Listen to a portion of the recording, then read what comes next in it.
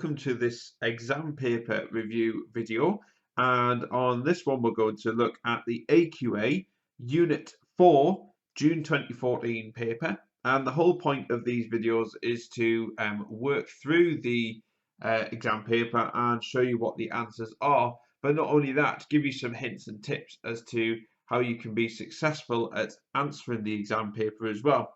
Because the mark scheme obviously tells you the answer, but it won't tell you or it won't explain why it's the answer as well. It is probably a good idea if you can try and get a hold of this paper yourself as well, and you can access them on the AQA website for free. You can print them off, have a go at the questions yourself, and then you can check back on this video to see if you've got them correct. Also, just on the left, that should be appearing right now, there are links to the questions throughout this paper. So if you want to skip to a particular question, if you just click on the contents links on the left. But let's make a start. So let's have a look at question 1. And this one is all to do with equilibria. And so we're going to start with, this question is about the gaseous equilibrium between compounds E, F, and G, as shown in the equation. And you can see they've given us the equation here. They've also given us an enthalpy value for this reaction as minus 50 kilojoules per mole, so it's an exothermic reaction. Everything's in gas phase as well. Okay, so it says a 2 mole sample of E was heated in a sealed container with a 1 mole sample of F. Equilibrium was established at a given temperature, and the equilibrium mixture formed contained 0.8 moles of G. Calculate the amount in moles of E and of F in this equilibrium mixture. And you can see it's for 2 marks.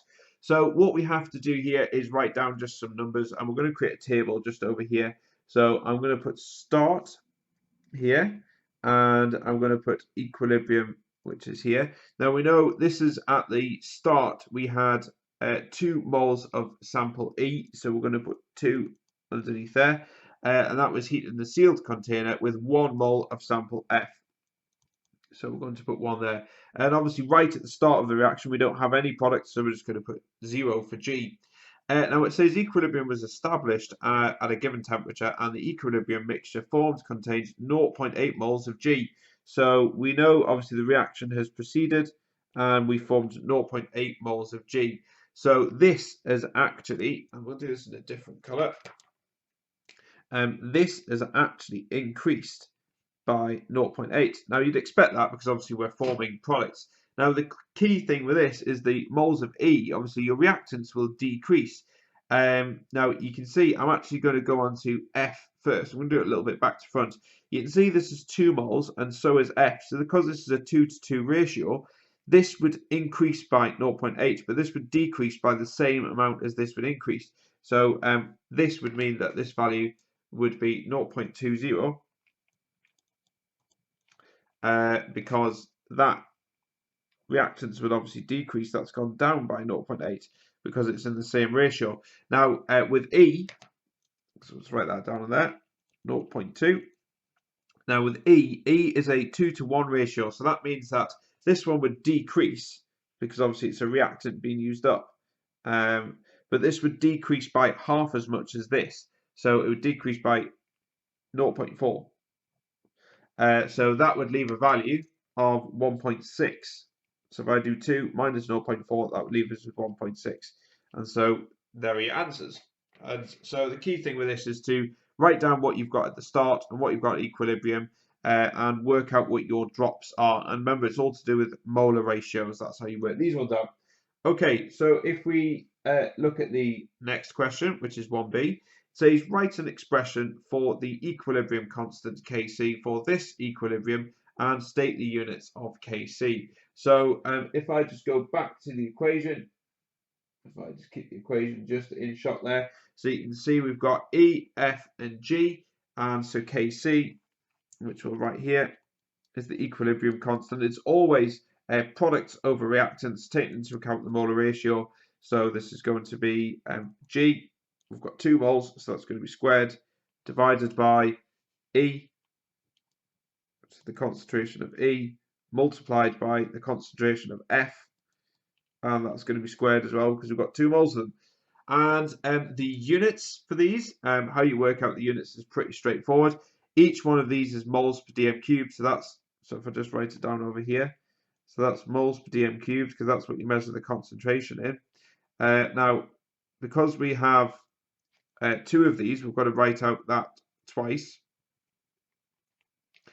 And the concentration, obviously, of G is moles per dm cubed as well. But again, because it's squared, we write out the units twice. This is just a quick way just to kind of show you how to work them out. So what we'll do is we cancel off, obviously the top and bottom will cancel off. And what we're left with is moles per decimeters cubed. We bring that up to the top line and we change the powers in front of it. So where that's moles with a positive, this will be mole to the -1, and that dm -3 will just turn into dm +3, or just dm3. So that's where your marks are. So 1 mark is obviously for your expression, and 1 mark for your units as well. Units are very important for this. You've got to be able to know how to work them out. Okay, right, and then on to the next part. So let's put that down. Okay, so this is 1C. It says a different mixture of E and F reached equilibrium at temperature T1 in a container of volume 1.50 decimeters cubed. This equilibrium mixture contained 2.5 moles of E, 1.20 moles of F, and 0.85 moles of G. Calculate the value of Kc for the equilibrium at temperature T1. So the crucial thing is we use that expression that we just had before. So that's going to be Kc, and we had G on the top. But we've got a new mole of G now, so this is going to be 0.85. Now, because this is a concentration, we've just been told the moles here. So to get concentration, we have to do moles divided by the volume, and the volume is 1.5 decimeters cubed. So we need to work out the concentration of that, and that's going to be squared. And we're going to divide that by 2.5 because that's the moles of E. So we do 2.50, and we're going to again divide that by the volume because that's concentration. And the next one is 1.2 of F, so that's 1.2 moles. Again, divide that by the volume, 1.5 decimeters cubed, and that's going to be squared. Now I've worked this out. I've put this in the calculator, and if you put all that in the calculator, you should get an answer of 0.301.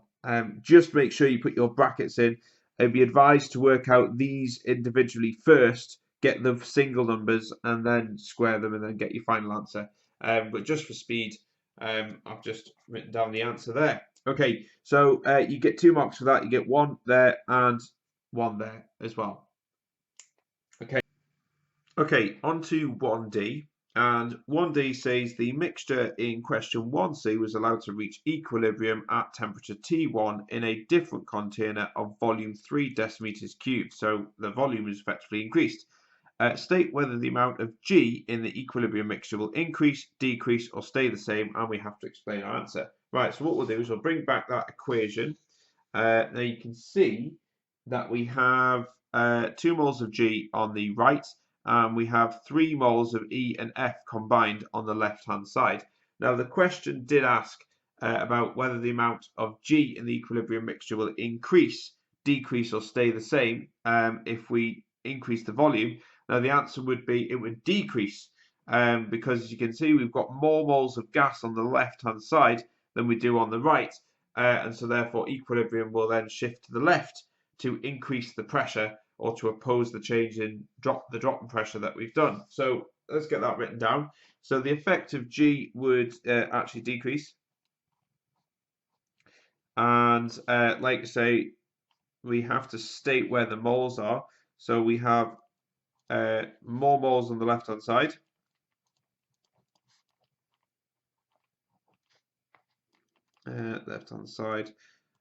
of the equation. All right, and therefore what we need to say is that equilibrium will shift to the left.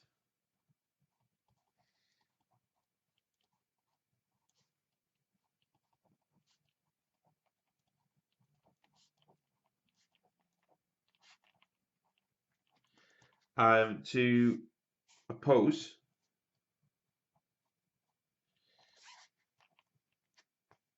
the reduction in pressure.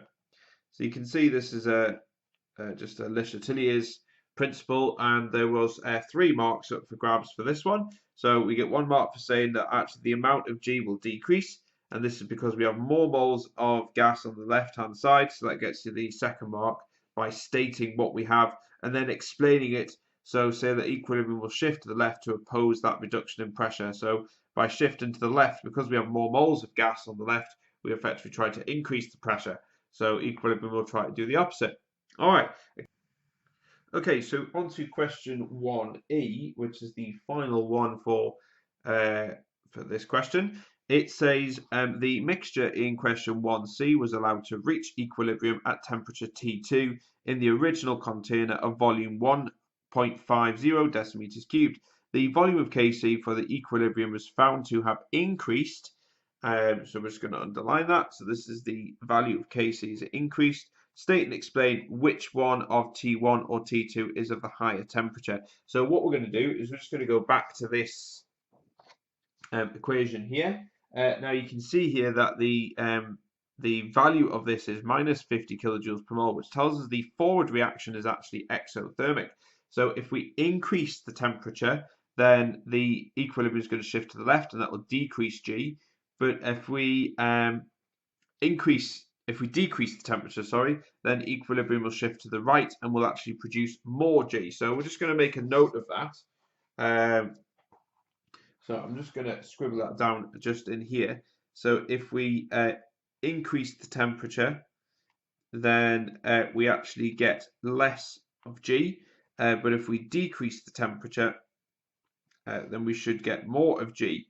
Right, so that's in terms of this reaction, but this is actually linking it to Kc. So what we're going to do, now this said, well, Kc it was found to have increased with T2. So this means if we come back to here, now for Kc to increase, then what we'd have to have is the value of this to increase as well. And remember, this top row here was G.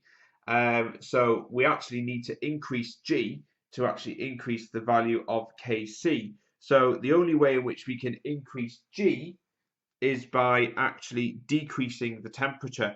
So effectively what we've said is T2 is dropping the temperature. So the higher temperature has to be T1 for that case. So it's a bit complex and there's a lot of things to look at as well. The explanation is, like we said, the forward reaction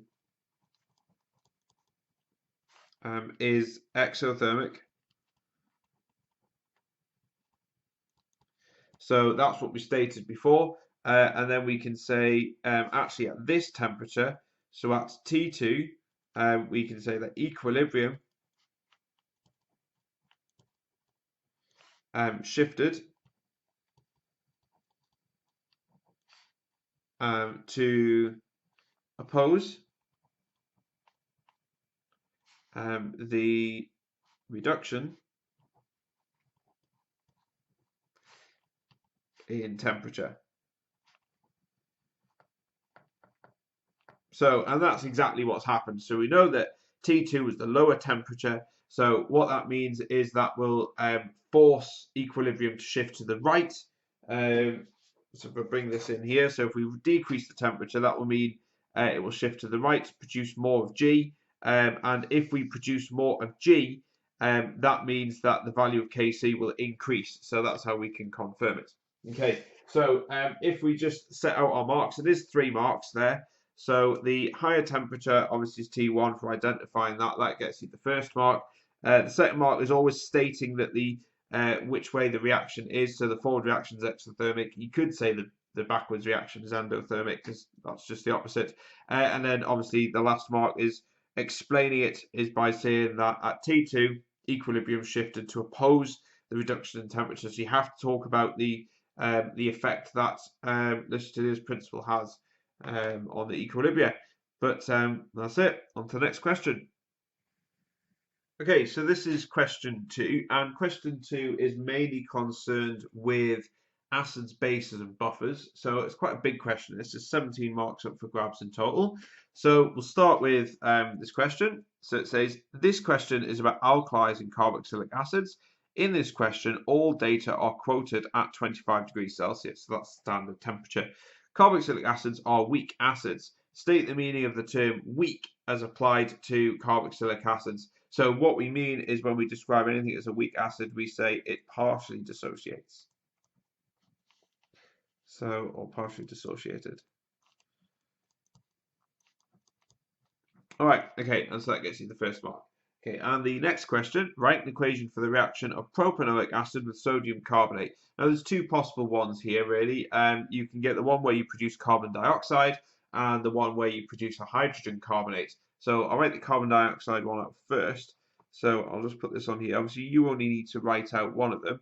So it was CH3, CH2, COH. It's propanoic acid, and we're going to react that with sodium carbonate, this is Na2CO3, and that's going to produce sodium propanoate, which is CH3, CH2, COONA. We're also going to produce water, and we're going to produce carbon dioxide as well. So you can do that one, and if we had to balance that, we'd make sure we've got a 2 there and a 2 there. And that makes sure that one's balanced. Or you could write the alternative one, which is CH3, CH2, COH. React that with sodium carbonate, Na2CO3. And we're going to produce the same salt, which is this, sodium propanoate. CH3, CH2, COONA. But this time we're going to produce sodium carbonate, which is NaHCO3. Okay, so either of them will do, and you would get the mark either way. Probably the top one's probably the more common one, because you produce, this is just like an acid and a carbonate will produce salt plus water plus carbon dioxide, so that's probably the easier one to get. Okay, so if we look at the next question, this is 3 marks. Now it's asking us to calculate the pH of a 0.0120 moles per dm cubed solution of calcium hydroxide. The ionic product of water, Kw, is 1 times 10 to the minus 14 moles squared dm to the minus 6. Give your answer to 2 decimal places. So again, look out for these precision ones where they want you to specifically do that. Now, what we need to do is effectively work out pH, and for pH we need H+. Now, we don't have H+ here because we're using calcium hydroxide, which is obviously a base, but we can use Kw to work out H+ first, then use that to work out the pH. But the first thing we need to do actually is calcium hydroxide. That was a little bit tricky, a little bit sneaky, should I say, from the exam board. Calcium hydroxide is CaOH2. Now, this is telling us the concentration of calcium hydroxide as a whole, but the amount of OH minus ions that this produces is 2. So for every one of these, we produce 2 lots of OH minus ions. So what we have to do to actually work out the concentration of OH minus ions that this molecule produces, we need to take the number of moles to be 0.0120, and we need to multiply that by 2 first, and that would give us 0.0240. Okay, and that's moles per dm cubed. So that tells us the amount, the concentration of OH minus. Then what we have to do is, like I say, we have to use our Kw expression, and Kw is concentration of H+ times by the concentration of OH minus. We know this, and we know Kw because they've given us that, so we can rearrange it to form H+, or to calculate H+, and that's going to be Kw divided by the concentration of OH minus. And if we write that number, that's going to be 1.00 times by 10 to the minus 14, divided by the concentration, which is 0.0240, and concentration of H+. So if we put that in our calculator, we should get 1.00 times by 10 to the minus 14, divided by 0.0240, and that gives us an answer of 4.166. So we'll just carry that on. So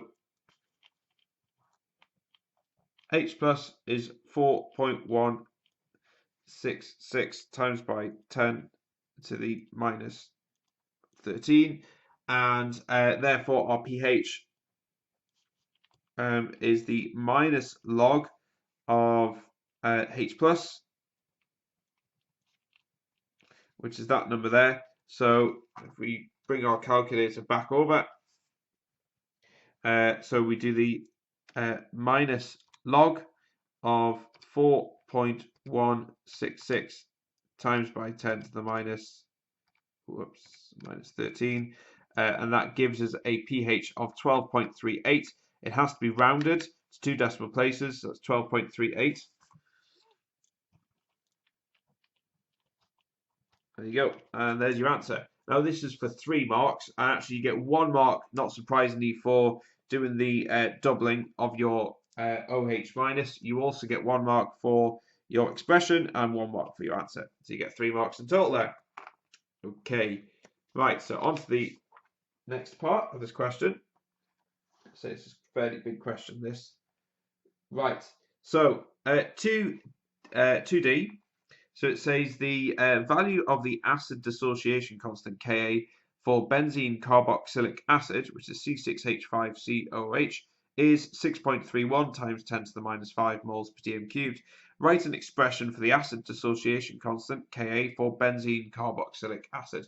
So this is pretty standard, really. Ka equals, and we always have the dissociation products, which is H plus, or product, should we just say.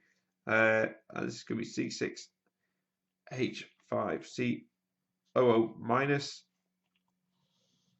and that's divided by the concentration of C6H5COOH. So basically this is the acid and this is the dissociation products. It's always products over reactants.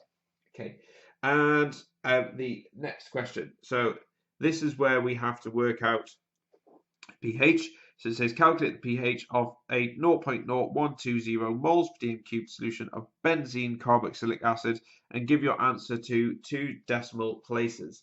Right, now we need to work out the pH of a weak acid, because that's what this is.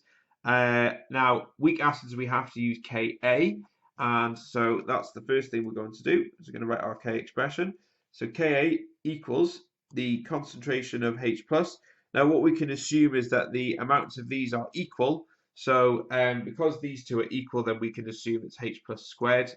That's one of the things we can do. We can only do that for weak acids, though. We can't do that for buffers. So, there's a question on that later on, so I'll show you what I mean. So this is, there you go. Okay, so there's our Ka expression, and what we need to do is work out H plus because we want to work out pH. So we're going to rearrange this.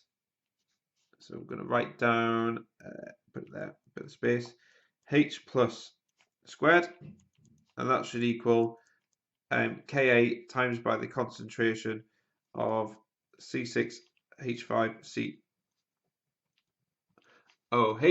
So if we put that if we put our numbers in there, then that should give us Ka is 6.31, which is up there, times by 10 to the minus 5. And we're going to multiply that by the concentration of the benzene carboxylic acid, which is 0.0120. And so if we bring our calculator over, so what we've got is 6.31 times by 10 to the minus 5, and we're going to multiply that by 0.0120, and we should get 7.572. So I'll just round that up, 7.57. That's times by 10 to the minus 7. Okay, and that's told us the concentration of H plus squared. Now the crucial thing is that we just want to work out what H plus is. And so all we have to do is we actually square root 7.57 times by 10 to the minus 7. That's a common one. A lot of people forget that one. You've got to make sure you do it. So again, if we do the square root of 7.57 times by 10 to the minus 7, and that gives us an answer of 8.70 times by 10 to the minus 4. Okay. Right, so now we know H+, we can put it into our pH expression. So pH equals the minus log of H+. So if we put that into our calculator, and we should get a final pH value. So there's our H+ number, which is there. So we're going to do the minus log of 8.70 times by 10 to the minus 4, and we should get a pH value of 3.06. Now it did say 2 decimal places, so make sure you look out for that. And there's another 3 marks. So just looking at the marks that you actually get for it, you actually get 1 mark for writing your expression, so make sure you show that. You get 1 mark for actually calculating H+ on its own, and then obviously you get 1 mark for working out the pH as well. Okay, so there's another 3 marks. Right, on to the next bit. So this is 2D part 3. You can see it's a big question. You get 5 marks up for grabs here. So it says a buffer solution with a pH of 4 is made using benzene carboxylic acid and sodium benzene carboxylate. Calculate the mass of sodium benzene carboxylate, which is MR of 144.0, that should be dissolved in 1 decimeters cubed of a 0.0120 moles per dm cubed solution of benzene carboxylic acid to produce a buffer solution with a pH of 4. And the value of the acid dissociation constant Ka for benzene carboxylic acid is 6.31 times by 10 to the minus 5 moles per dm cubed. Right, now it's 5 marks. There's a lot of structure here. Now, the crucial thing is you need to know what a buffer is and how buffers work. And a buffer is made from a weak acid, which in this case is this, and its salt, which is this. And if we mix them together, a buffer can actually help to resist the change in pH. So we need to use the Ka expression, just like we've done with weak acids, and because we use Ka for weak acids. So what we're going to do is we're going to write down our Ka expression. But this time, because it's to do with buffers, we actually have to keep the A minus part. This is the negative part of the acids. When the acid dissociates, we have a H plus, and we have the negative part as well. So that's what that is. And then HA is obviously the acid undissociated. Normally, if it was just calculate the weak acid, you'd combine these and put H plus squared. When you're working out a buffer, you must keep these separate because we do need both parts of them. Now the question is asking about the mass of sodium benzene carboxylate. That's the salt. Now they're giving us an MR, so we need to work out moles, and from moles we can then work that out. But we haven't been given moles either, so we need to work out concentration. Now the concentration of sodium benzene carboxylate will equal the concentration of A minus, because we assume that the salt dissociates fully to produce 100% of that. So effectively what we need to do is we need to work out the amount of this. Now, if you're not sure on how buffers work, because they can be really tough, I have done videos under acids, bases, and buffers. So you just check that playlist there, and you can have a look at the videos on buffers that I've done to make sure you are comfortable with them. So we need to work out this one here. So before we do that, we need to work out H plus, because we haven't been told H plus here at all. But we have been told a pH, so from that we can work out H plus. So let's write out the expression for this. So this is going to be H plus, and that's going to equal. Now this is the antilog, so on your calculator it will come up as like a 10, and that's the antilog of minus pH. So and that will tell us the amount of H plus ions which we can use in this expression here. Remember, this is what we're going to try and work out as well. So all we do, if we bring our calculator over, you press shift and then log and then minus, and then pH was 4, and it comes up with 1 times 10 to the minus 4. So we're going to put that there. Okay, and that's obviously moles per dm cubed. All right, okay. So we know Ka because they've told us K. We now know H plus, and the acid the concentration of the acid we know as well because they've told us here. So what we can do is we can then rearrange that to work out the value of A minus. So A minus, which is that there, is going to be Ka. Multiply that by HA, which is your acid. And that's going to be divided by H plus. There you go. And then if we put all our numbers in, so Ka we said was this. Nope, sorry. Yes, it is. Yep, that's your Ka. So that's going to be 6.31 times by 10 to the minus 5. And then we're going to multiply that by the concentration of benzene carboxylic acid, which is up there. So that's going to be 0.0120 because that's the concentration of the acid. And we're going to divide that by the concentration of H plus, which we've just worked out here. 1 times 10 to the minus 4. Okay, and if we put that into our calculator, so we're going to put in 6.31 times by 10 to the minus 5, and we're going to multiply that by 0.0120.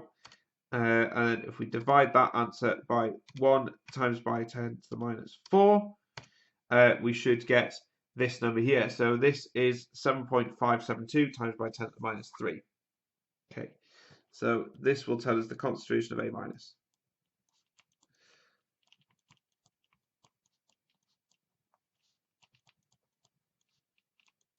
Okay, this is in moles per dm cubed. Brilliant. Okay, but we can't, obviously we've worked out the concentration. We need to work out the mass of this. Now we assume that this is the same as the amount of sodium benzene carboxylate. So I'll put SB up there. It's a lot shorter. So this is the same concentration because, like I say, because this is a salt, we assume that this fully dissociates. So whatever the concentration of this is, when we add it to water, it will equal the concentration of A minus because it fully dissociates. That's one of the assumptions we make. And this is actually dissolved in 1 decimeters cubed. So this is actually, if this is the concentration in moles per dm cubed, because we have 1 decimeters cubed of this, this is actually the same as the moles as well. So we actually have, so I'll put that on there. So that's really important because that means the same as the moles. Right, so because now we know the moles of the salt there, and we know it's MR, then obviously we can work out the mass. So this is going to be mass equals moles times by the MR. And so the mass is, the moles is this, 7.572 times by 10 to the minus 3. And we're going to multiply that by the MR, which is 144. And if you put that into your calculator, so you can see I've still got that number there. We're going to multiply that by 144, and we should get 1.09 grams. And there we go. There's your final answer. So there's 5 marks there. There you go. So I'm just going to go through and show you the marks and show you where we've worked them out. So you actually get 1 mark for working out this bit here. You get 1 mark for actually writing the rearranged equation, and then 1 mark for putting your numbers in. So really show your equations because you actually get a mark for that as well. Don't completely neglect them. And then you get a mark for working out A minus, and obviously get a mark for working out your final mass, which is 1.0 grams. So there you go. That's 5 marks up for grabs. Okay, right. So let's have a look at the next question. And so this is, let's put that down so we can see it. So this is question 2e. This is the final bit. It says 2 solutions, one with pH of 4 and the other with a pH of 9, were left open to the air. The pH of the pH 9 solution changed more than that of the other solution. Suggest what substance might be present in the air to cause the pH to change. Explain how and why the pH of the pH 9 solution changes. Right, so it's obviously affecting the more basic solution, whatever this is in the air. it's affecting the basic solution, but not so much the acidic solution. So what it is in the air, you just got to think of gases that may affect it. And the only one which is really going to affect pH is carbon dioxide. And the reason why is because the pH will, well, carbon dioxide is actually an acidic gas. And this, because it's acidic, it's going to react with this a lot more with it being basic, and it will decrease the pH. So the explanation we need to put is the pH will decrease or will go down. So we're just stating what we say and what we see, and then we give the reason why. And this is because as carbon dioxide is an acidic gas.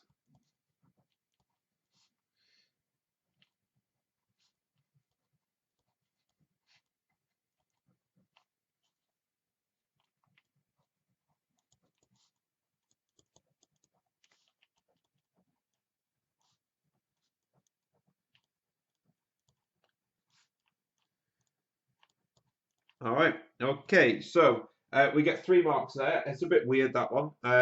You know, they want you to think a little bit outside the box for that one. So if you go through the gases in the air, you'll find that that's really the only one. Oxygen won't do anything, and neither will nitrogen. You could argue you might have some acidic gases as pollution, but we'll assume this is clean air. So, so if we have 1 mark there for obviously saying that, you get 1 mark for saying that the pH will decrease, which seems obvious. And the final mark is actually just for explaining it, because carbon dioxide is an acidic gas. And that gets you all 17 marks if you manage to do that. Pretty tricky, especially the buffer solutions. You've really got to understand buffers really to get the calculations. But on to the next question. Okay, so this is question 3, and this one is to do with rates of reaction. And it starts by saying table 1 shows the results of 3 experiments to investigate the rate of reaction between compounds A and B dissolved in a given solvent. All 3 experiments were carried out at the same temperature. You can see they've given us initial concentration of A, B, and then the rate, and they've repeated the experiment 3 times, and they've obviously changed the amounts of A and B and monitored the rate of it. So this is a classic question where they give you a set of data in a table, and you have to work out the rate with respect to different reagents. So in this case, we have to deduce the order of reaction with respect to A, and we have to tick 1 box, and they've given us obviously 3 different options there. So we're going to look at reaction A, and what we're looking for is perhaps a change in A, but keeping B the same. So we know that any effect on rate will only be because of A. So we're going to do this one here. Now, what we have to do is find out the difference between these two here. You can see there's an increase here, so we need to find out if that's doubled or trebled or whatever it is. So, and the way in which we can do that is if we take the bigger number and divide it by the smaller number, we can find the multiplier between them. And so that's what we're going to do here. So if we take 3.60 times by 10 to the minus 2, and we're going to divide that by 2.40 times by 10 to the minus 2, and that gives us a multiplier of 1.5.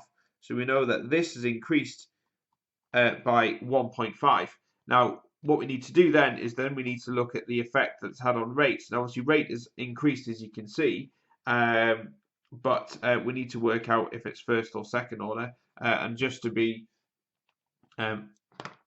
really careful, we're actually going to calculate it, but you could probably tell just by looking at the numbers there. So 4.05 times by 10 to the minus 4. We're going to divide that by 1.80 times by 10 to the minus 4, and that gives us a multiplier of 2.25.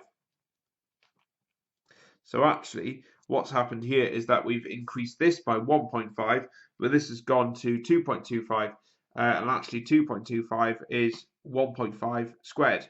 So that means that actually the effect of A is second order for that reason. So you can see how we've worked that out there. Okay, and if we look at the next one, so deduce the order of reaction with respect to B. So if I just bring it back down again, now what we're looking for in B is we're looking for the same thing. So you can see here that we have this number here. So you can see we've had an increase here. So we'll just do this number. There is no increase here, so we can't really do that. So we have to do this one.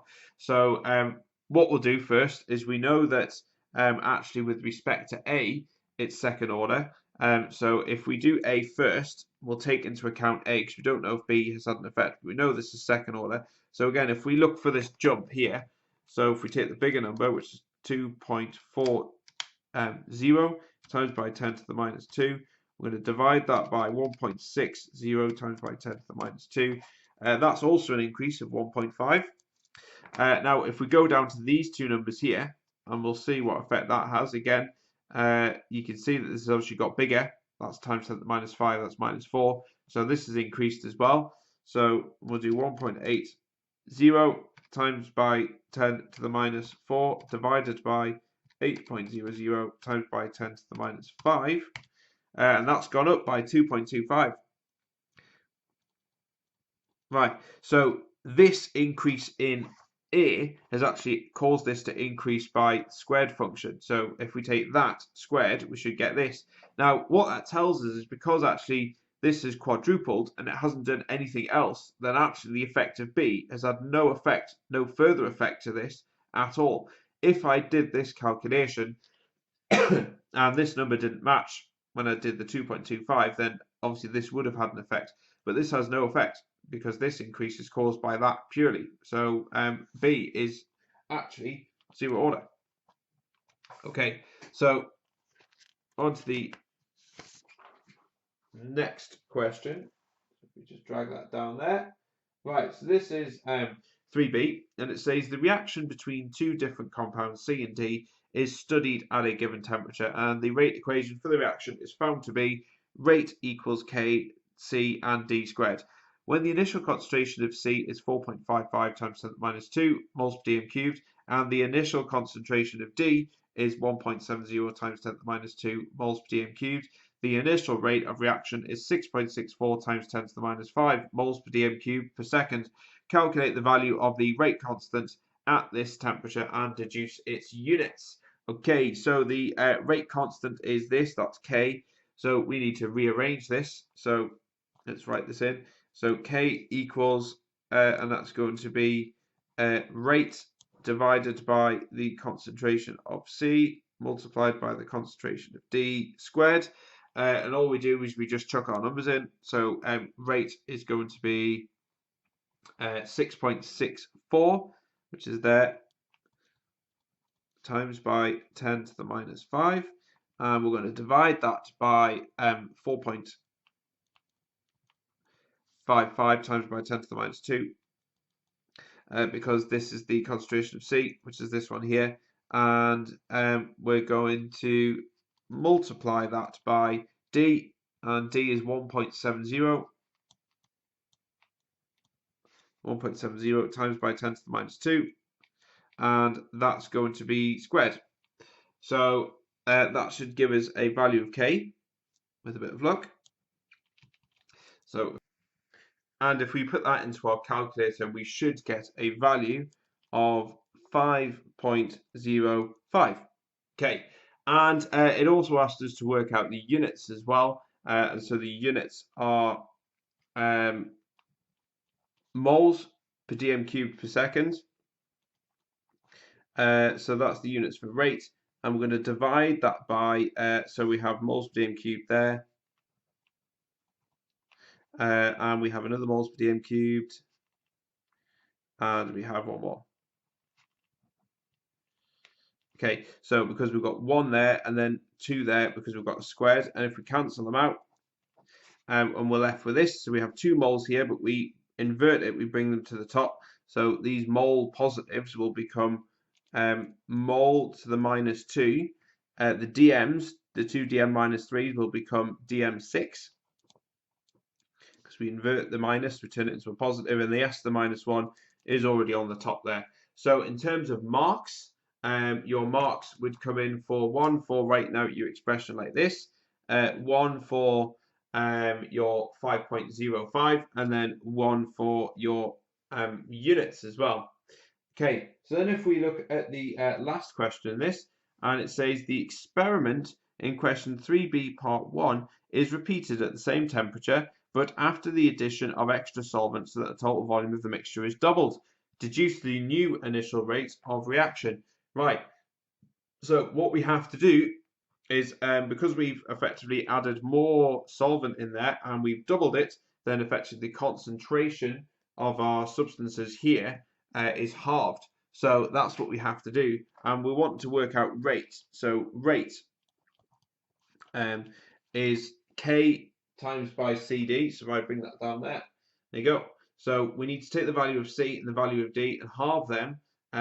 So that should get us K is 5.05, and we're going to multiply that by C. Now C was 4.55 times 10 to the minus 2. So if I halve that, that's going to be 0.02275, and we're going to multiply that one. We're going to halve this, so which is going to be 8.5 times by 10 to the minus 3, it should be, and this is obviously going to be squared, so we're going to square that as well, and then finally we should get a value of, if we put that in our calculator, 5.05 times by, I just nudge that up a little bit, so times by 0.02275, and then if we multiply that by 8.5 times by 10 to the minus 3 and square that, then we should get a value of 8.3 times by 10 to the minus 6.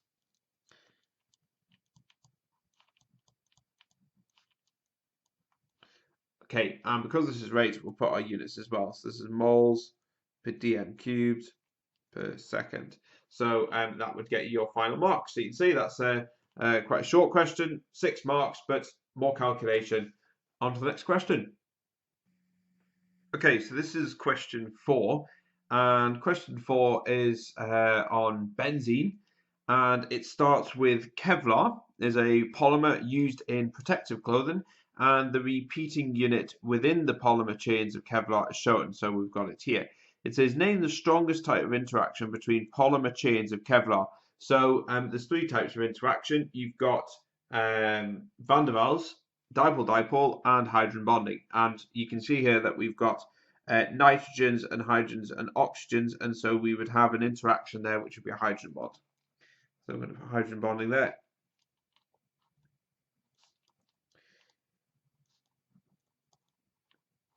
All right, okay, so there's your first mark.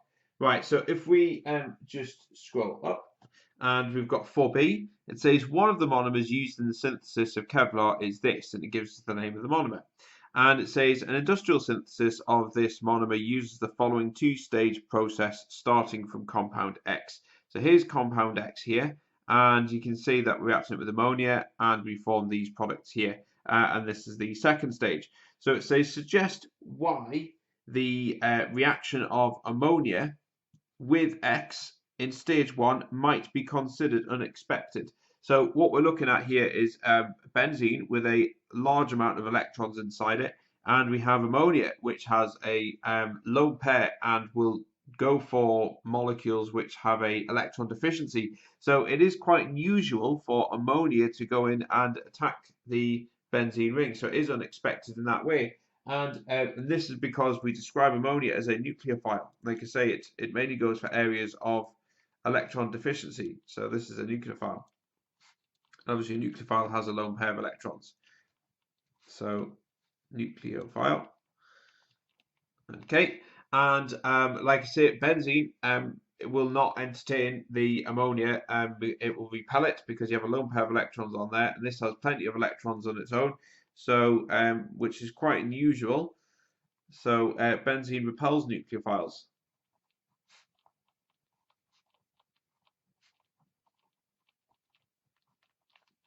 And that's due to high electron density. All right, okay, so just looking at the marks then, you get 1 mark for saying that the ammonia is actually a nucleophile, and you get the 2nd mark for saying that benzene repels nucleophiles, and that's because of its high electron density. All right, okay, so let's look at the next bit, question 4.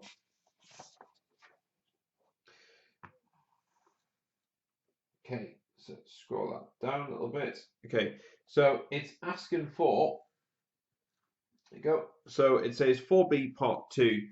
Suggest a combination of reagents for the reaction in stage 2. So it does say suggest, so we can have quite a few there. There's the reaction there, there's stage 2. And you can see what's happened is we've got O2. The NO2 is now turned into NH2, so effectively it's been reduced. So we have to come up with a set of reagents that will allow us to do that. And there will be a few of these as well. So we can either go for something like tin and HCl, that can be used as a reducing agent, or we could go for something like hydrogen and nickel, a nickel catalyst, or you could go for something like hydrogen and platinum. So platinum metal again acting as the catalyst, and the hydrogen is displacing the oxygen, so it's a reduction process. Okay, so that gets obviously that mark there. And if we look at the next one, which is 4b part 3, says compound X can be produced by nitration of chlorobenzene. Give the combination of reagents for this nitration of chlorobenzene and write an equation or equations to show the formation of a reactive intermediate from these reagents. Okay, so you need to know these reagents really. It's either you know it or you don't. The reagents are concentrated nitric acid, which is HNO3.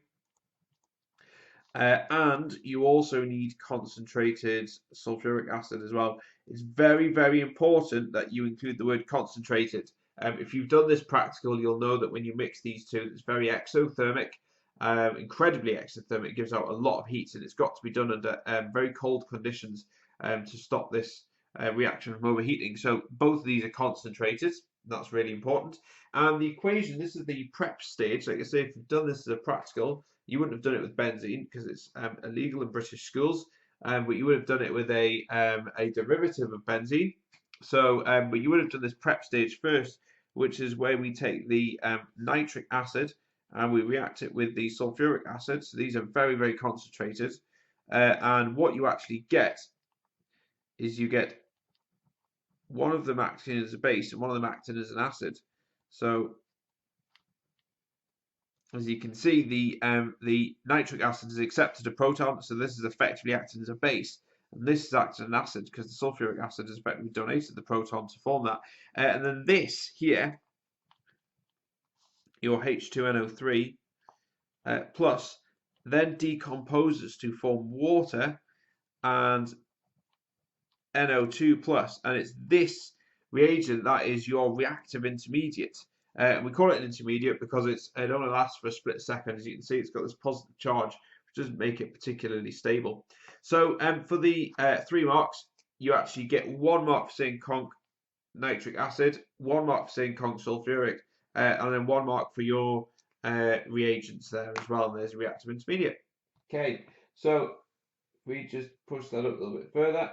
Right, now what we have to do is we have to draw our mechanism for this reaction. So it says name and outline a mechanism for the formation of X from chlorobenzene and the reactive intermediate in question 4b part 3. And this was our reactive intermediate here. So we're going to draw our chlorobenzene first.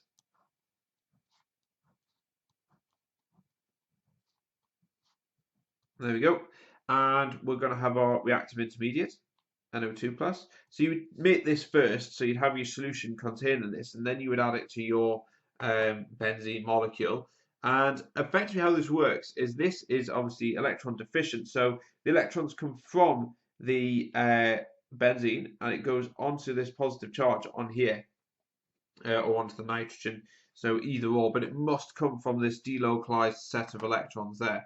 So that's your first step, and then I'll extend that just to the nitrogen, just to make it a little bit more obvious. And then what we're going to do is then I'm going to draw our intermediate structure. So there's our benzene, there's the chlorine. Now what happens is the NO2, there's a hydrogen on here already, onto this spot here. So the NO2 will actually remain on there. Sorry, I made a mistake there. That shouldn't be there. So the NO2 should be on there. However, the delocalized electron structure has actually now been distorted. So now you have to be careful not to extend it beyond the adjacent carbons where your NO2 is added. So your NO2 is added on here, and you can't extend this beyond that carbon and that carbon there, otherwise you'll lose a mark. And this was a positive charge in the middle, and that's because we've effectively added an extra bond on here, and some of the electrons have been involved in this bond. So there's a deficiency in the middle of electrons. So obviously this is incredibly unstable, and so we need a set of electrons from this hydrogen, seeing as though we've just bonded this, and it goes from the bond to the positive charge, and that effectively breaks this bond, it cleaves this bond, and we form this product. So we've got our chlorine at one side, and then on here we have our NO2, and that's been added onto there. Obviously the hydrogen's now been lost. That's plus H plus, so that's been lost from the benzene ring.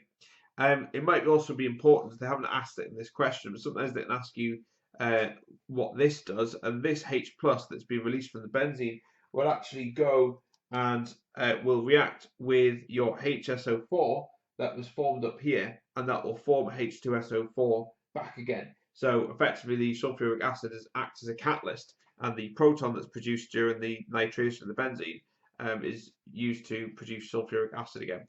So if we just look at the marks, and we'll see where the marks come in. So oops, we forgot one thing, which is the name of the mechanism, which is obviously very important. The name of the mechanism, obviously this is, as you can see from here, this is substitution.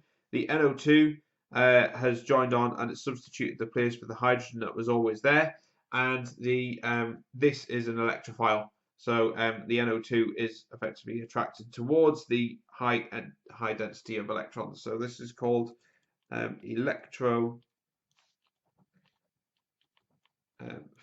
substitution.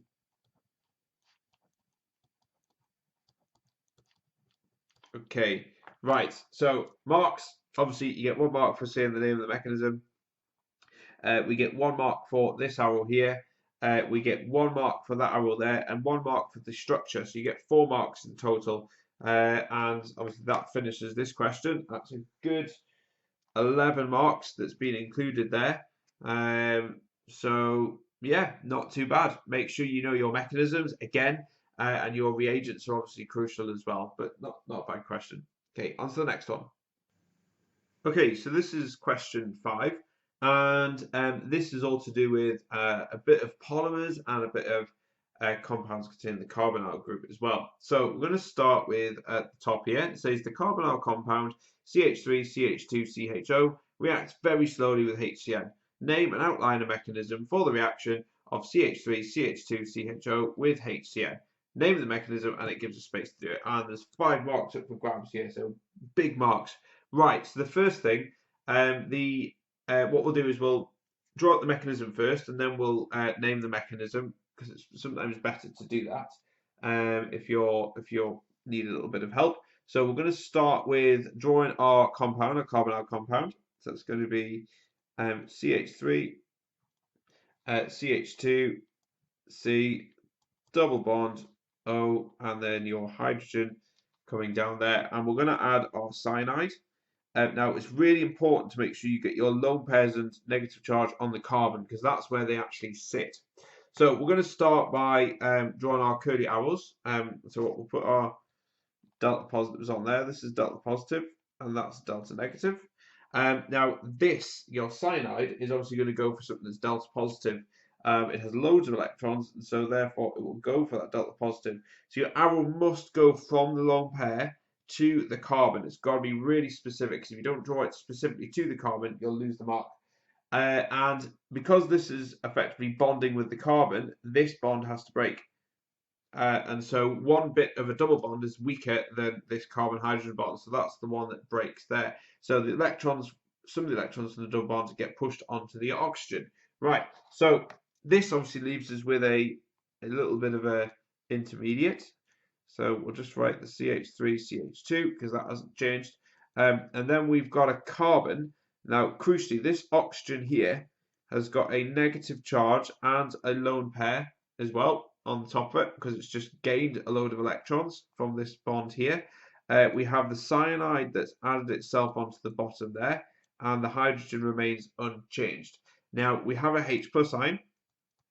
This is comes from the solution that's dissolved in, which is the water. And what happens is the electrons go from the lone pair onto the H plus. Remember, arrows show the direction of electron flow, so they must go from the electron lone pair to the proton there. Okay, so what we're going to do is we're just going to have a look at this mechanism and try and come up with a name for it. So you can see that we have added our nitrile onto there, so we know it's an addition reaction because we haven't kicked off anything or substituted anything. And this, because it has a lone pair of electrons, this is a nucleophile because it's going for a delta positive or electron deficient area. So this is nucleophilic addition.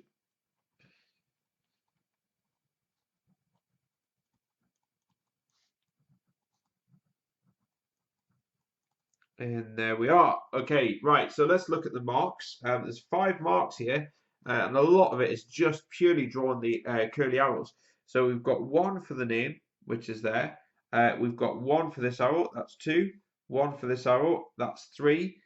We've got 1 for this arrow, which is 4, and then 1 for the structure, which is 5. So what is really important here as well is if you can see this bit, it's really important. You must show your lone pair of electrons and the negative charge. If you miss out the lone pair of electrons, you actually lose this mark here, irrespective if you've drawn your arrow correct. So the lone pair of electrons in the arrow and the proton come as a package. So that's what gets that mark there. And this mark comes with a negative charge on the oxygen, so and the general structure. So that gets you the 5 marks there. Okay, so let's look at the next question, which is this one here. And this is 5b. Says the reaction in 5a produces a pair of enantiomers. Draw the structure of each enantiomer to show how they are related to each other. So what we're going to do is we're going to draw the product of our reaction that we did before. And this is going to be, we'll just draw it a little bit higher up. So that's going to be CH3, CH2, C hydrogen with CN at the bottom there, and we have an OH on the top. Okay, so this is our product. This is what we've got here, and we have to draw an enantiomer. Now, a pair of enantiomers are the same molecule, but they are mirror images of each other. So we're going to draw this molecule. We're going to draw 2 mirror images of them. So we're going to start with the carbon in the middle, and I'm going to draw it as if it was tetrahedral around the central carbon, CH2, CH3. So here's our central carbon. I've added this bit on here. We've then got an OH down here. We've got a hydrogen there. Again, it doesn't really matter which way around you draw these. Generally, because this is the biggest group, we put this well out of the way of these ones here. But again, it doesn't really matter. So there's one molecule. And what we're going to do is going to draw our mirror line going down there. And we're just going to draw a mirror image. It's as simple as that. So carbon, wedge, carbon, hydrogen, OH, CH2, CH3. And you can see if I put the mirror line down there, it is a mirror image of each other. And that's all you have to do, as long as you show that these are obviously 2 enantiomers and they are mirror images of each other. So there's 2 marks there. 1 mark for drawing your structure that the product from your mechanism up there, and you might have already drawn it there, but just make sure you redraw it there because they do give you 2 marks, so they're after 2 things. And then obviously 1 mark for showing your 2 enantiomers as well. Okay, right. So let's look at the next question. All right. Okay. So it says state and explain how you could distinguish between the 2 enantiomers. So we've got 2 molecules which are chemically similar. They have the same functional groups. They react in the same way. They have the same mass. So they're really difficult to distinguish. So what we have to use is a special technique, and we use plane polarized light.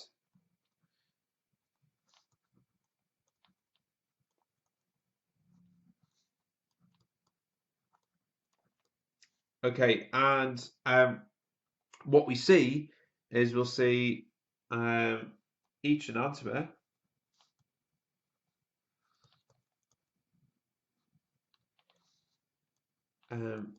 will rotate light. This is plain polarized light, so this has gone through a Polaroid filter in opposite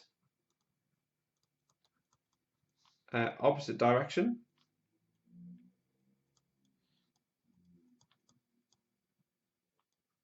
but crucially in equal amounts. So in other words, one enantiomer will rotate the light in one particular direction, which is left by X number of degrees, and the other enantiomer will rotate it the opposite direction, which should be right, by the same amount of degrees as the other one, so X number of degrees.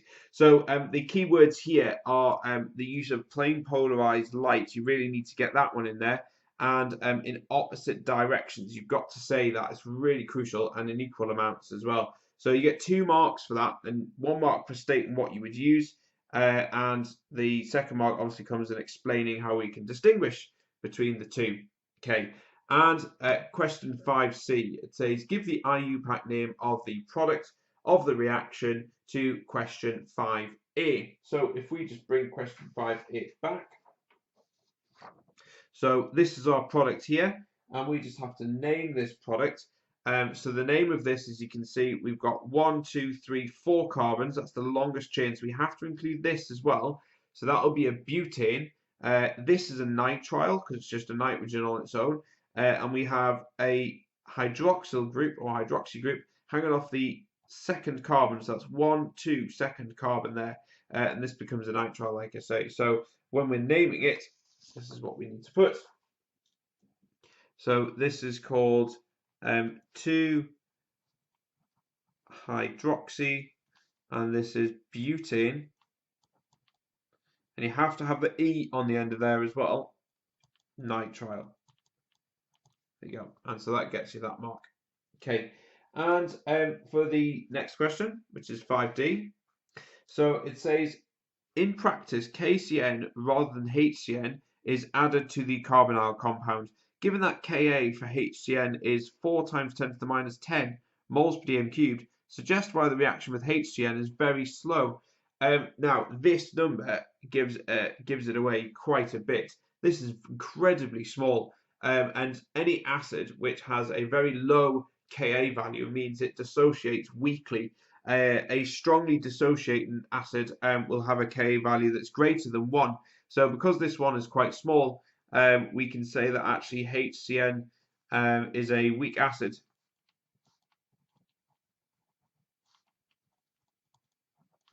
And only partially dissociates.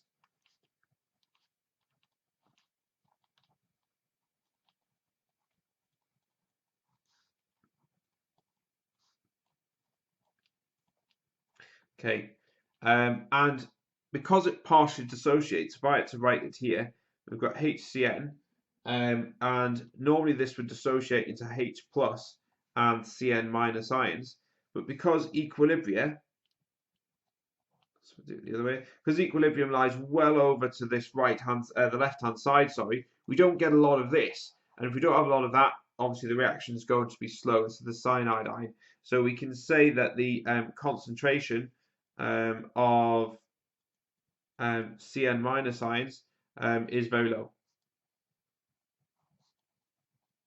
Okay, because that's obviously the crucial thing. We're talking about the reaction with HCN, so we need to talk about the Cn minus because that's obviously what we're adding on to our carbonyl compound. Okay, so in terms of marks, we're going to say that we have 1 mark for saying that actually it's a weak acid, so we've identified that Ka is quite small and so it's a weak acid, and then obviously the second mark is the fact that because it doesn't dissociate much, that we don't have much cyanide either, and if we don't have a lot of that, then we're not going to get a strong reaction. Okay, and on to the last parts, which is 5E. Let's drag that up there. Right, so you can see this is now going into polymers. So it says acrylic fibers are used as a substitute for wool. Acrylics are copolymers of acrylonitrile. with other compounds. Acrylonitrile is the common name for the following compound. They've given us the formula there. Acrylonitrile can be formed from propene. Write an equation for the reaction of propene with ammonia and oxygen to form acrylonitrile and one other product. Okay, so they've given us the majority of it here. We just have to find out what we've got left and form our molecules. So we're going to write our this compound here, our propene, which is H2C double bond CH CH3. So there's our propene, and this is said is going to react with ammonia, which is NH3, and oxygen.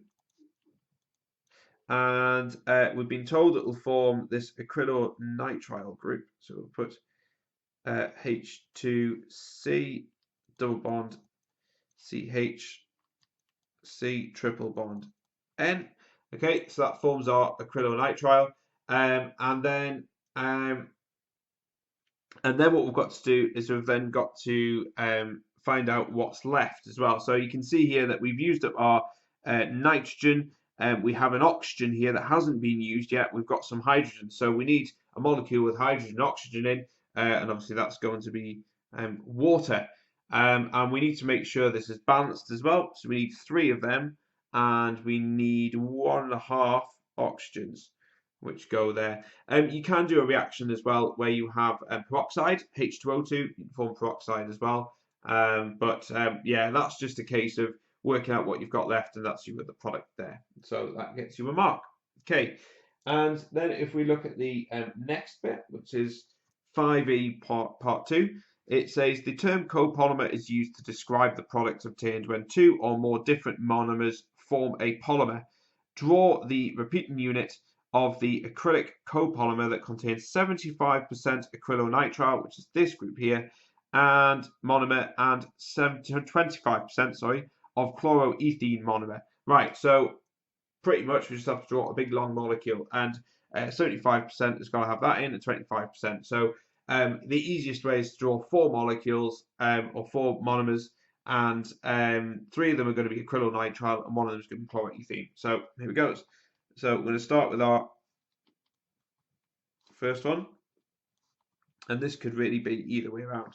So what's useful to do when you're drawing polymers is to look at where the double bond is. So you can see in here, if I pull this down, you can see there's the double bond, and all I've done is I've zoomed in on this bit, opened up that double bond, and I've drawn it down here, and you can see that there. So, and then I've got 2 hydrogens there, so I've drawn them to there, and then you can see I've got a hydrogen there, which is actually going to be this hydrogen, and I've got a CN there, which is going to go there, and then obviously I've got our link units. So it's easy to draw polymers like that. It makes it a heck of a lot easier. Okay, now it did say that we have to have 75% of this, so we're just going to draw 3 more of these. So 1 more there.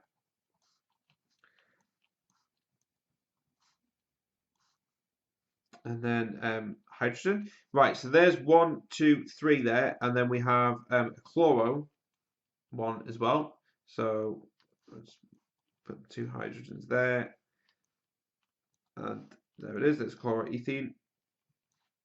And then make sure you draw your bonds either side as well. So yeah, you can see I'm just going to split these up.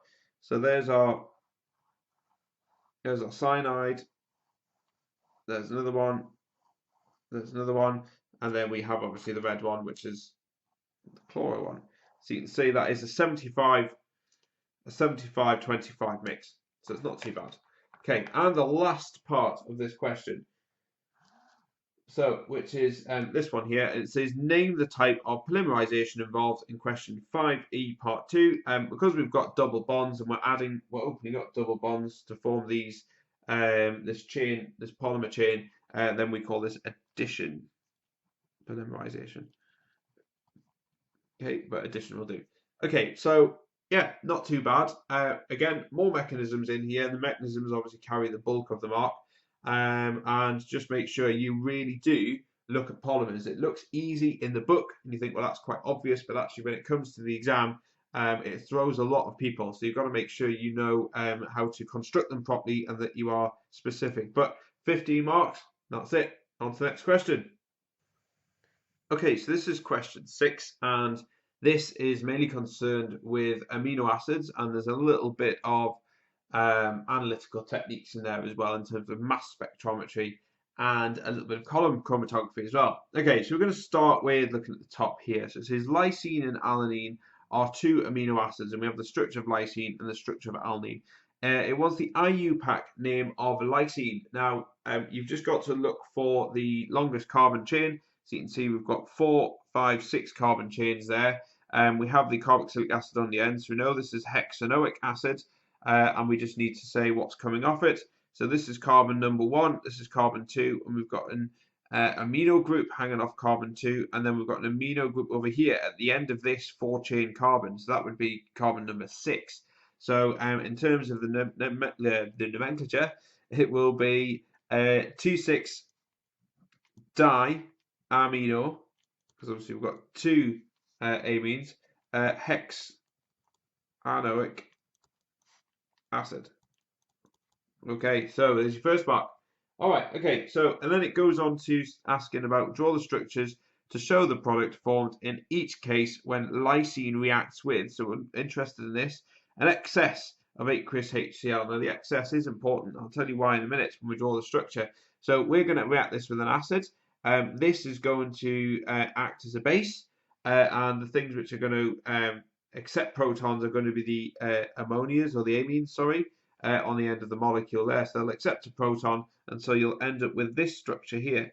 So we'll draw that, and then you'll have NH3 plus with your positive charge there.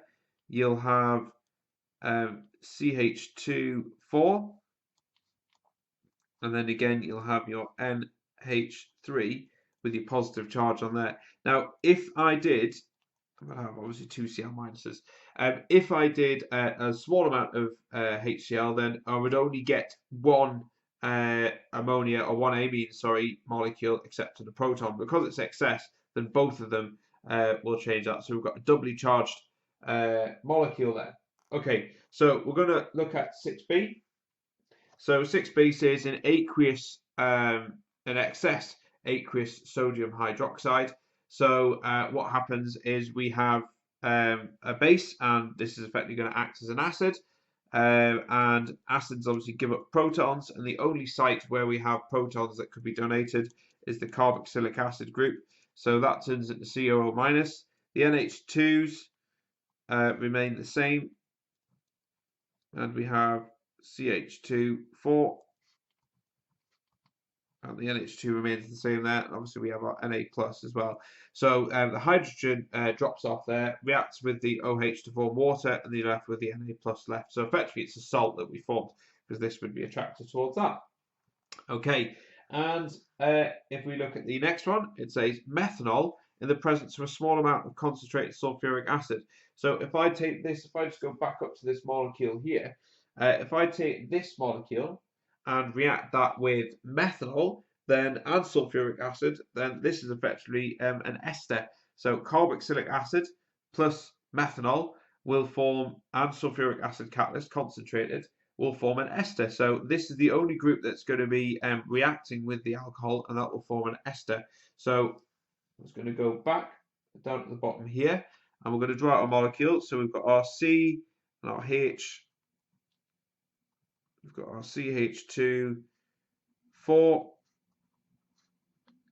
NH2, and we've got an NH2 down there as well. And this now becomes an ester. So it's going to be COOCH3, and that's what you form. So there's your ester group there, and obviously you'll form water as well as a byproduct. So yeah, so watch out for that. It's no different really. It's just they've just disguised it in amino acids, but the reaction's pretty straightforward. Okay, right. So on to the next one. So this is 6C, which you can see on the top there. Just straighten that up. Okay, so 6C, it says the mass spectrum of alanine gives a major peak at MZ44. Write an equation for the fragmentation of the molecular ion of alanine to give an ion that produces this peak. In your answer, draw the displayed formula for this fragment ion. Right, so what we have to do is we have to give our molecular ion of alanine and give an ion that produces this peak. So we need to draw down the molecule first, so the alanine molecule. So again, this was printed on the sheet previous, so I'm just going to draw this down. Okay, and I'll stick that in square brackets.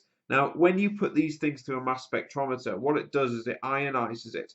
And when we ionize it, we knock off an electron. So we're left with a positive charge, but we're also left with an electron that's on its own because we've knocked one of them off. So we have a positive charge and a radical that's formed. And that's before we do any type of fragmentation to it.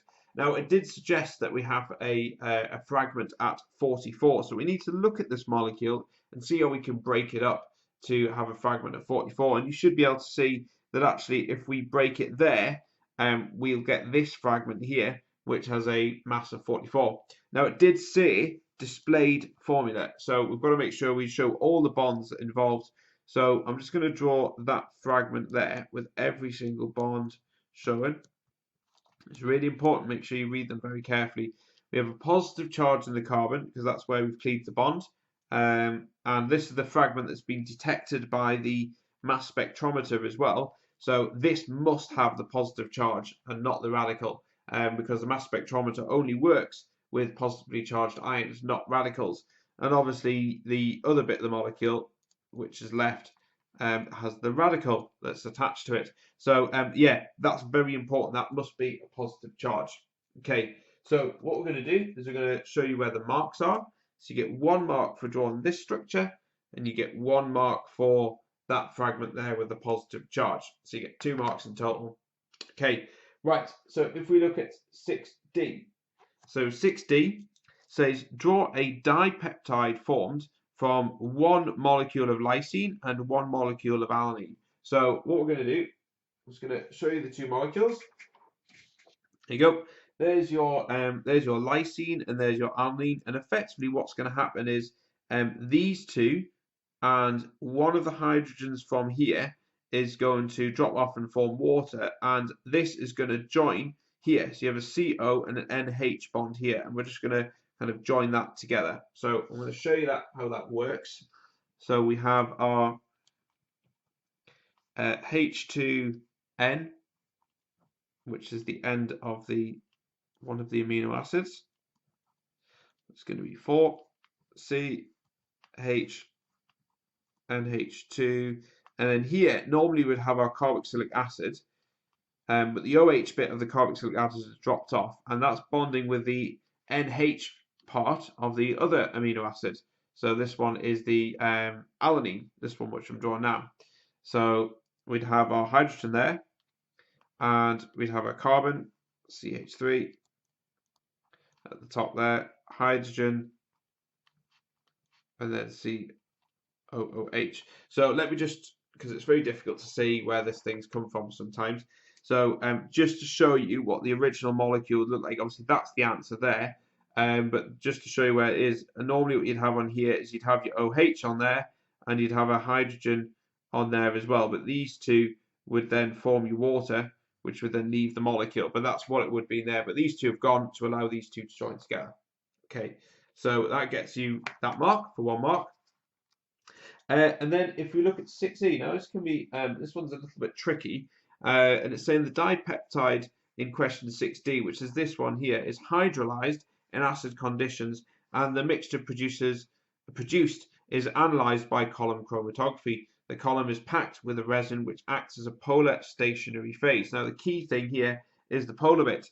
So our molecule's got to be polar that we form as well. Suggest why lysine leaves the column after alanine. So in other words, if we hydrolyze this, it means we're splitting the molecule up and we form our 2 amino acids back again, which are lysine and alanine. Now we're adding, it says the hydrolyzed an acid.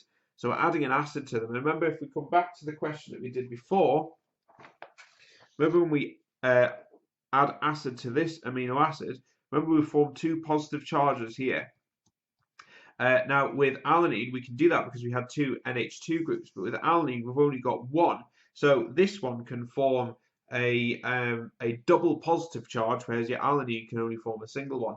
And because your resin is polar, the more polar your molecule is, then it's affected differently in the resin. So we're just going to write our answer here.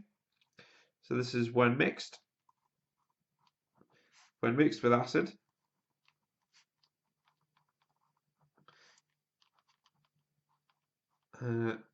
Lysine has a double positive charge. Okay, and hence has a greater attraction to the resin.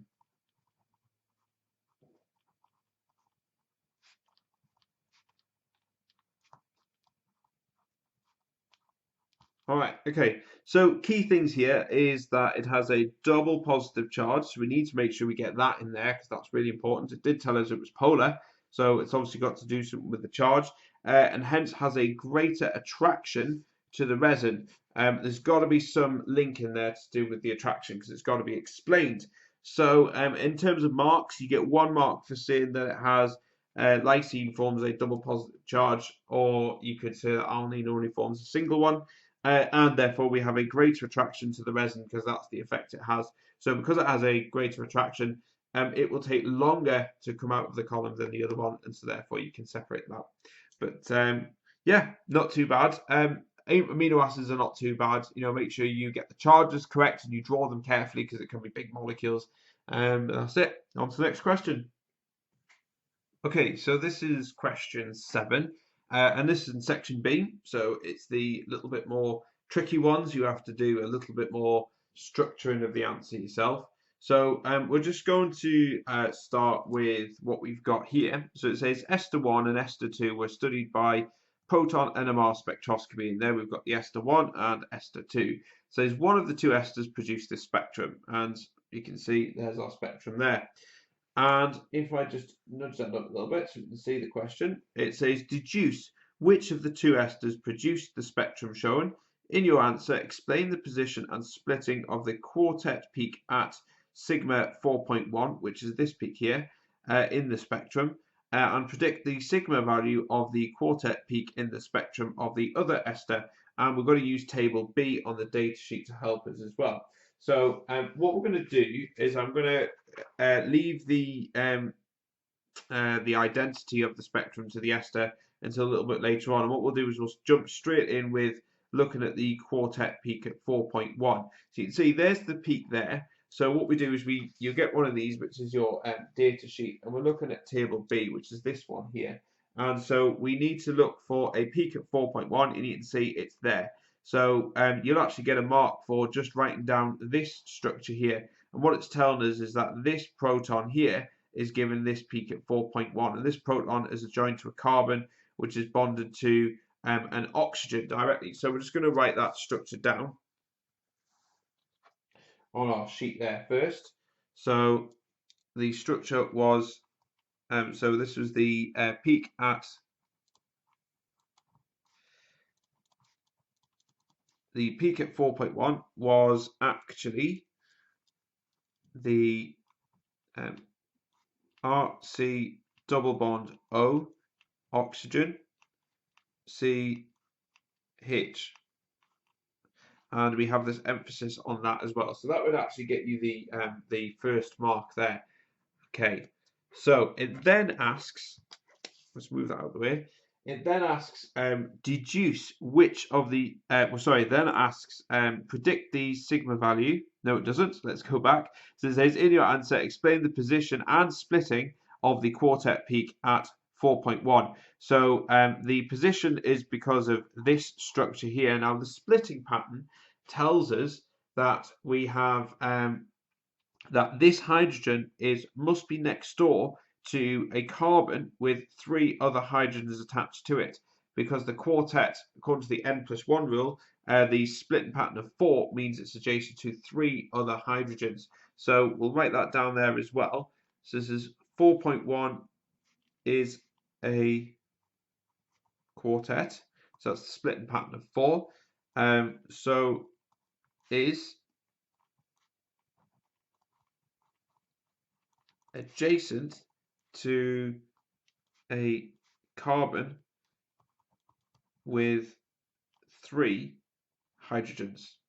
Okay, so in this case we're looking for obviously ACH3.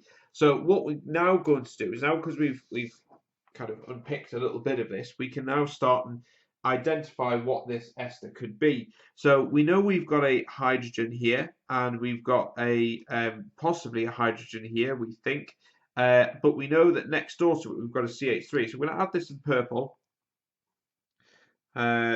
We know we've got a CH3 next to it. So what we need to do now is we need to look for the ester with this particular structure here. So if I go back up to here, if we see our esters, you can see that actually we have this here, CH3, CH2, it's next to an oxygen with a C double bond O. So actually this one has got to be because of this spectrum here. So if you have a look at this one, you can see the CH3, CH2 isn't next door to the oxygen, it's next door to the carbon, unlike this one. So actually this one has got to be because of ester 1 for that reason. So we're just going to put that on there as well. So we're just going to write that on there. So spectrum is ester 1. Okay, and it then asks, it then says predict the sigma value of the quartet peak in the spectrum of the other ester. So we need to look at the other ester here. So if I just bring that down there, if we bring in our sheet as well, so you can see there's the other ester which we're looking at, and there's our CH3. So this carbon, or the protons on here, are next door to the 3 hydrogens. So we're looking for this carbon, or this proton, carbon hydrogen, next door to a carbon with a double bond O. So if we look on our list, you can see there's our hydrogen. It's bonded to a carbon with a carbon, the C double bond O. So actually the quartet, and here you'd have CH3. So that would fit this ester here. So the range that we're looking for, the quartet, would be found at 2.1 to 2.6. So let's write that down on there. Okay, so we'll put other ester will have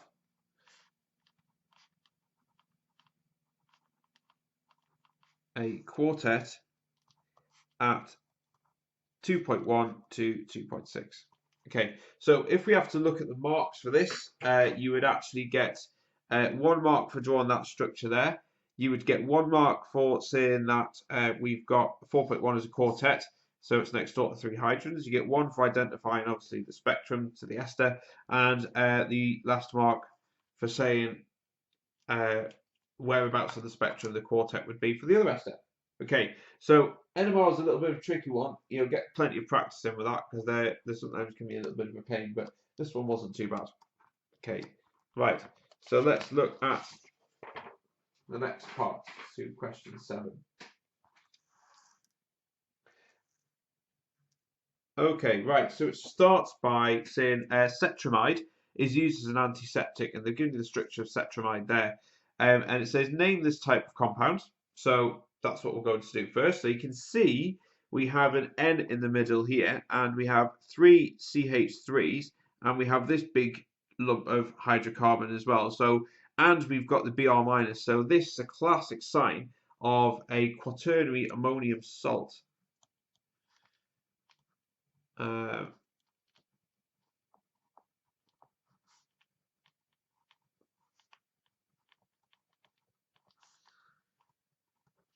Okay, so there's your first bit. Then it says give the reagent that must be added to this compound here. So this is a primary amine to make cetramide, and state the reaction conditions. So what we need to do is, you can, if you spot the difference, see we've got the 2 hydrogens there.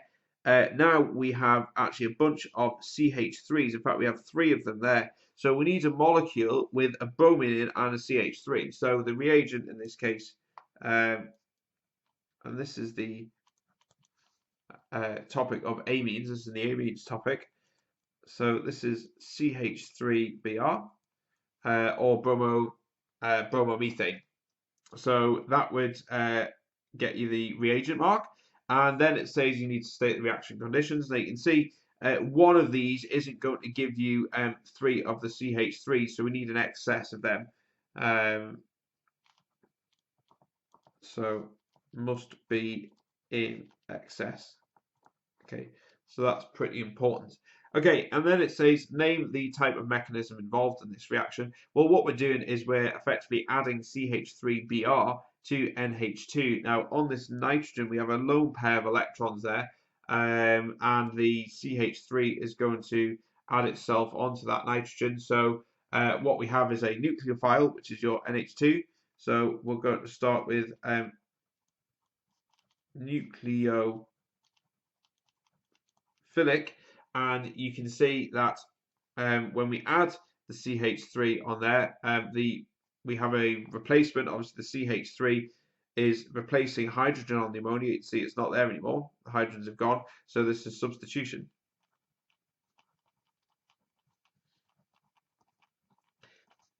Okay, so in terms of the marks, we get 1 mark for saying quaternary ammonium salts. We get 1 mark for our reagent, which is bromomethane.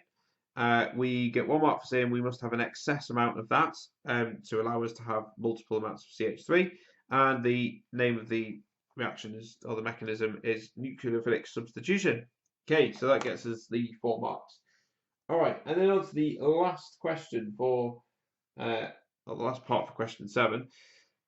It says, give a reagent that could be used in a test tube reaction to distinguish between benzene and cyclohexene. Describe what you would see when the reagent is added to each compound and the test tube is shaken. So there's 2 possible ones here. We'll go for the obvious one, I think, which is to add bromine. Now, bromine is obviously Br2. Benzene will not react with the bromine. It has a large amount of electrons. It's incredibly stable as well. So actually, when you add bromine water to benzene, you actually get no color change. So in other words, or you could say it will stay brown or orange. And then if you add that to cyclohexene, so obviously it has that has them double bonds in there, so the bromine can actually react with it through the induced dipole, and so therefore, because it will react, the bromine water will decolorize, and you'll form bromocyclohexane. So we'll put decolorized. So dead simple, really. You don't have to write a lot for that one, and you get 3 marks for it. So 1 mark for saying adding bromine, 1 mark for benzene, and 1 mark for cyclohexene as well. The other one, which is probably less so obvious, is using acidified potassium manganate, KMNO4, and again it'd be the same result, so no change with benzene, and the cyclohexene will be decolorized, so you'll see the decolorizing of your potassium permanganate. So yeah, for a section B question, I don't think it's too bad. The NMR, proton NMR, I think is the worst one out of that. Make sure you do know your proton NMR like the back of your hand. Okay, on to the next question. Okay, so this is the last question of the paper. This is question 8. Again, it's still in section B. And it says this question is about some isomers of C5H8O2. Compound H is a cyclic ester that can be prepared as shown. On the structure of H, 2 of the carbon atoms are labelled. Now you can see there's H and there's the structure of it and the 2 carbons that are labelled. It says name and outline a mechanism for this reaction. And then it says use table C on the data sheet to give the carbon-13 NMR sigma value for the carbon atom labelled A and the sigma value labelled for the carbon atom B. Right, now this is a bit weird. It's a bit tricky, and I think the examiners must have been quite creative when they've come up with this one. It looks quite bad, but it's not really too bad. What you can see here is we've got 1 molecule turning into another one, plus HCl. So what you can see is we have to outline a mechanism. So this will actually bend around back on itself. You can see we've got an acid chloride, which is on the end here, and we've got an alcohol group here. Now, if you think of reactions involving carbonyl compounds, there is reactions where you use acid chlorides and alcohols, and this is just the same, and we form an ester normally when you make this. This is just the same, except this loops back on itself to react to form a cyclic ester. So we'll draw out the molecule to show you what I mean. So we'll start with CH2 at the top, C double bond O Cl, which is this bit here. And what we're going to do is we're going to start and draw it. And you can see we've got about 6 carbons there. Sorry, 5 carbons with an OH. So we can draw this as like a hexagonal shape. It's got 6 parts to it. So we've got a CH2 coming down there, a CH2 there, and an OH there with your lone pair of electrons on there. Well, you can see what's going to happen is this is effectively, it's a bit like a snake bending around and eating its own tail. So this is like the tail end and this is the head end. So what's going to happen is the OH is going to react with the carbon, which is delta positive, the oxygen is delta negative, and so is the chlorine. So we're going to add our curly arrows as if it was a normal alcohol acid chloride reaction. So it's not much different apart from the fact that it's doing it itself, which is a bit weird. But so we've got the electrons going from here, and they go to this delta positive carbon, and the electrons then get kicked off onto the oxygen. So this is what's happening so far, and then we'll go to draw an arrow, and these two are going to join together. So we're just going to draw out the molecule again. So this is CH2, CH2, CH2, CH2. Right, now when we get back round to this side, we have our OH, but actually this is now bonded onto the carbon that we had before. And we have an oxygen that's up there. There's a lone pair and a negative charge because the electrons have moved onto it. And then we have the Cl, which is down here, and then this joins back up there. So you can see we start to form our cyclic compounds. It's looking very similar.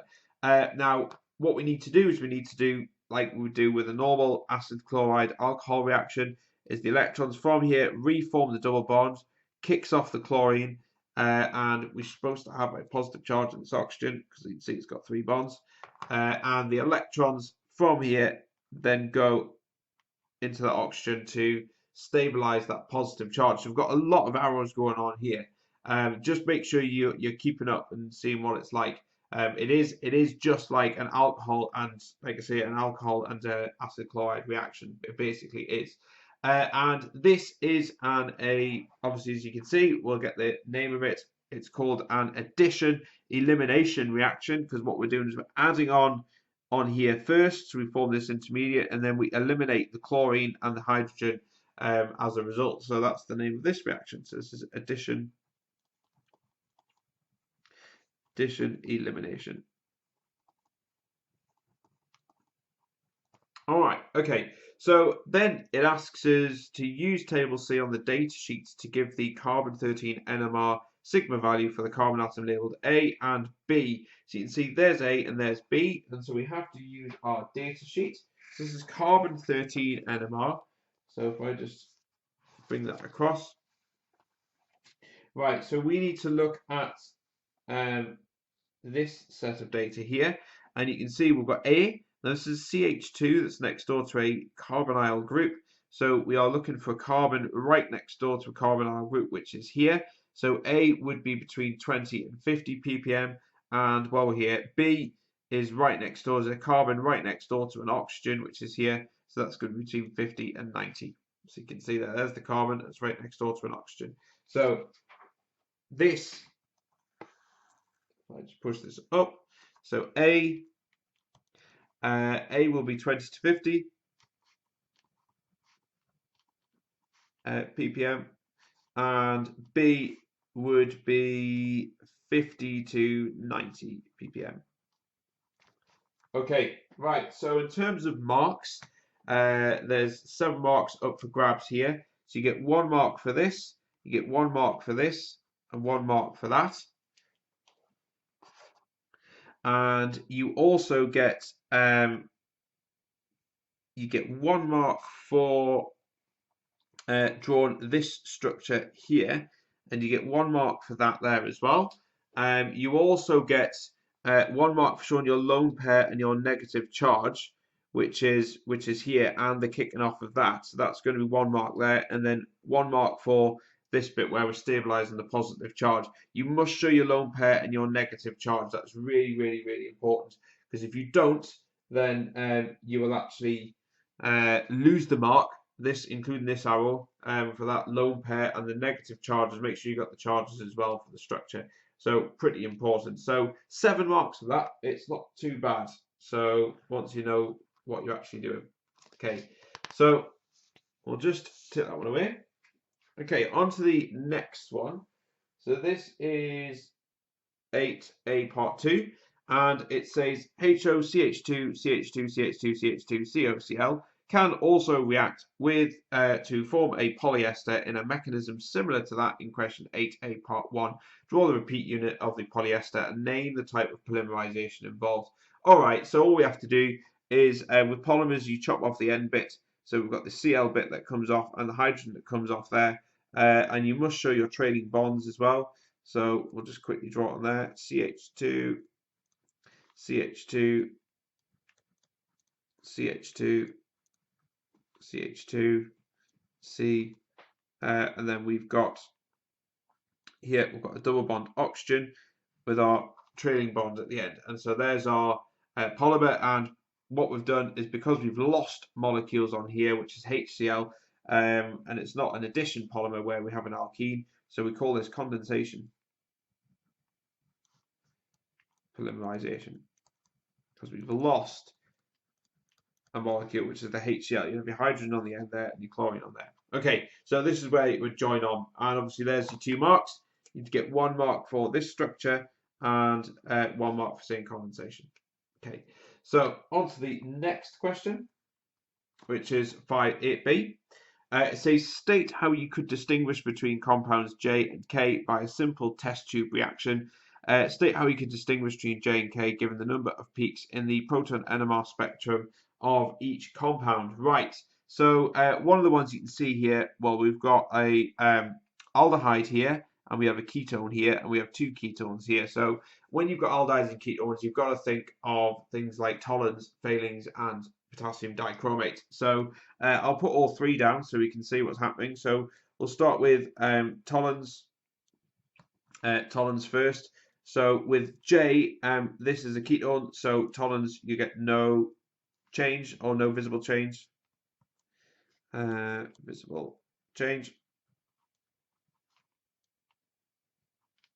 And with K, we should get a silver mirror.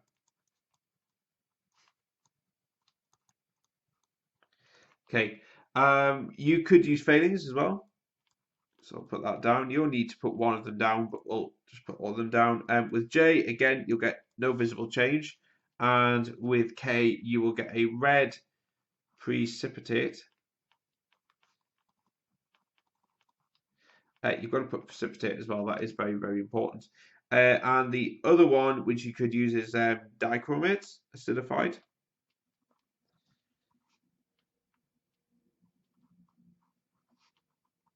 K2Cr2O7.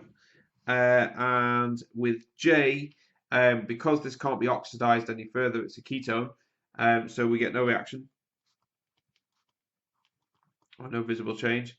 And with K, you can see that we will, because we've got an aldehyde here, and that can be oxidized to a carboxylic acid. So, and because it's oxidized, effectively it turns green. And that shows that your dichromate has been reduced. Okay, and looking at the other bits, so we're going to look at the proton bit, and we're going to look at proton NMR, and we're going to say how many peaks are in here. So if we start with J first, you can see we have some symmetry here. So these protons on the end are in the same environment. So actually these 2 will give 1 peak, and that will give another one. So with J, you'd get 2 peaks, and with K, you can see we've got very little, no symmetry here at all. So that's 1 environment, that's 2, that's 3, and there's your 4th one. So K, you'd have 4 peaks. Okay, right. So 5 marks. I'll show you where you get the marks from. You get 1 mark for saying the name of your reagent, 1 for saying the effect on J, what you'd see with K. You'd also get 1 mark for saying the number of peaks in J and the number of peaks you would see in K as well.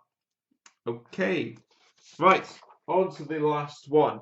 Now this one is a bit tricky, and there's loads of different types of molecules here. I'm just going to write down one of the molecules. It'd be wise to check the mark scheme to find out if there are others.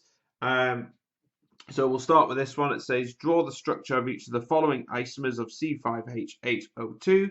Label each structure you draw with the correct letter L, M, N, P, or Q. So we'll start with L. L is methyl 2-methyl propenoate. Now you've got to be careful that E, there's an alkene in there. It is an ester, so that's what we're going to be drawing. It has to have this formula as well. So L is going to be H2C. We're going to have CH3, double bond, C, double bond, oxygen, O, CH3. Okay, so you can see that's the name of that structure there, and that's what that is. And that's what you should get. That's the only one you should get there. Okay, and then M. So M is an ester that shows EZ isomerism. Now you can have a few of these. You can get loads of different types of esters, but EZ means you have your CC double bond. I'm just going to draw COOCH3. There's our ester. Hydrogen, hydrogen, and always go back and check to make sure that you've got the right number of atoms. So if you count them, it should match that formula up at the top there. Okay, so that's M. And if we do N next.